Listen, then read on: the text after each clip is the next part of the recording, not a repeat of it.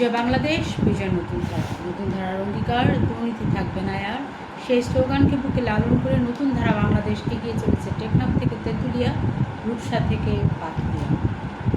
অত্যন্ত দুঃখ ভারাক্রান্ত মন নিয়ে আজ আমরা এই সংবাদ সম্মেলনে আপনাদের সামনে উপস্থিত হয়েছি।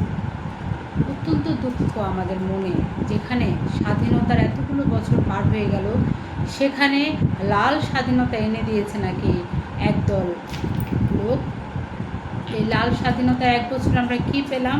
এক বছরে পেলাম কতগুলো মবের রাজা, কতগুলো চাঁদাবাজ।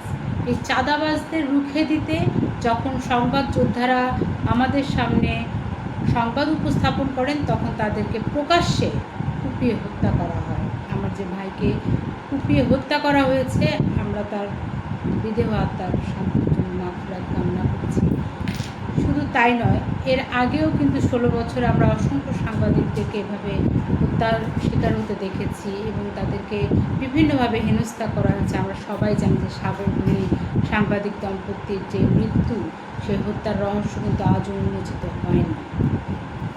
ডক্টর ইউনূস সাহেব, আপনি তো শান্তিতে নোবেল পেয়েছেন, অথচ শান্তিতে নোবেল পেয়ে আপনি কী করলেন আমাদের দেশে? এক বছর আমাদের এই দেশটাকে আপনি বিক্রি করে দিচ্ছেন। 20 আগস্ট থেকে 2025 আগস্টের মধ্যে আমরা কী পেলাম? আমরা পেলাম কতগুলো মবের রাজা, আমরা পেলাম কতগুলো চাঁদাবাজ। এই চাঁদাবাজদের সংবাদ যখন প্রকাশ করার জন্য কোনো সংবাদ যোদ্ধা কাজ করে, তখন তাকে কুপিয়ে হত্যা করা হলো।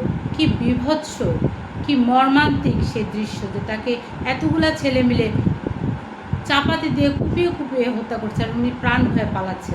কেউ নাই দেখার।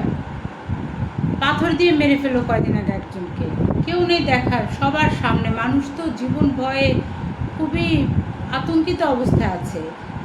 চতুর্দিকে যেভাবে চাঁদাবাজি চলছে, যেভাবে মানুষের জান মাল অনিরাপদ হয়ে যাচ্ছে, আসলে সবাই খুব শঙ্কিত অবস্থায় যে বাংলাদেশ এই যে লাল স্বাধীনতার নামে যা এনে দিয়েছে, কি পেল?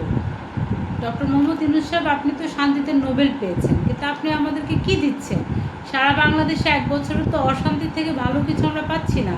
আপনি একদিকে সেন্ট মার্টিনকে বিক্রি করে দিচ্ছেন, আপনারা বলছেন যে সেন্ট মার্টিন অনিরাপদ হয়ে গেছে, আর সেন্ট মার্টিনকে নিরাপদ করার জন্য আপনারা এই পরিবেশ রক্ষা করার জন্য সেন্ট মার্টিনে কেউ যেতে পারবে না, সেন্ট মার্টিনকে বিক্রি করে দিচ্ছেন, চট্টগ্রামকে বিক্রি করে দিচ্ছেন। আপনারা কি মনে করেন আসলে?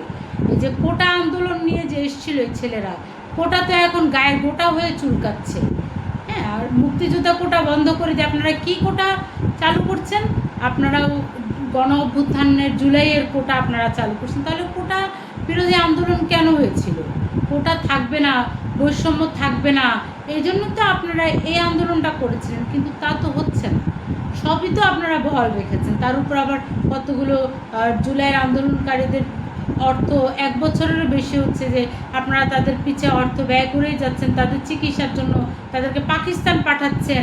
চিকিৎসার জন্য পাকিস্তান যাচ্ছে তারা, নাকি অন্য কোনো ট্রেনিং নিতে তারা পাকিস্তান যাচ্ছে? সেটা আসলে নতুন ধারার পক্ষ থেকে আমাদের খুব জানতে ইচ্ছা হচ্ছে যে পাকিস্তানে কেন তারা চিকিৎসার জন্য যাবে? বাংলাদেশে কি চিকিৎসা তাদের করা সম্ভব না?